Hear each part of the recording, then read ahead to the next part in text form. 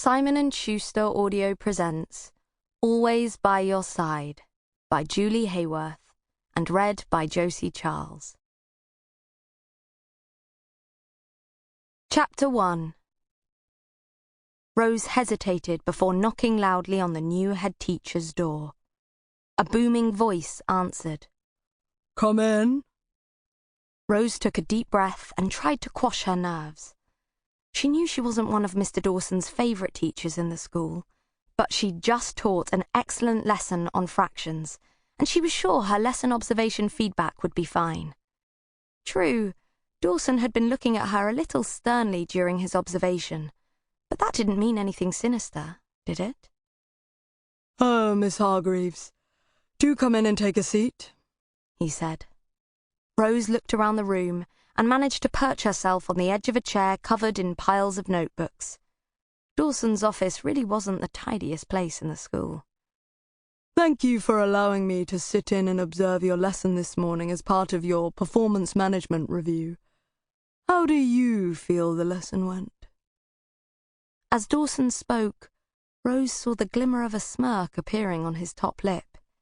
It was just visible under the grey hair of his moustache, which Rose also noticed still contained the traces of digestive biscuit he had clearly been enjoying before she'd entered the room.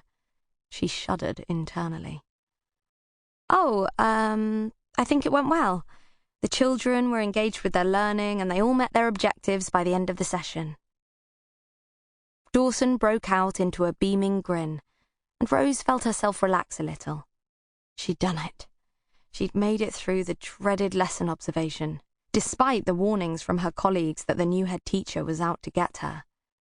Dawson's grin deepened, but there was something about his smile that didn't look quite right to Rose. "Unfortunately, Miss Hargreaves, I couldn't disagree with you more. I'm afraid to tell you that I've graded your lesson unsatisfactory. I'll be placing you on capability procedures with immediate effect and informing the governors of my decision at our meeting this evening. I'm sure you're aware that your temporary contract here at Trinity Grove Primary School is up for renewal. Unfortunately, your poor performance today has left me no choice but to recommend that your contract isn't renewed. If I were you, I'd start looking for teaching positions elsewhere." Her jaw dropped, and she found her hands trembling. She wanted to argue back, to tell Dawson that this couldn't possibly be right. There was no way her lesson had been unsatisfactory. Since she'd qualified as a teacher 3 years ago... Sample complete. Ready to continue?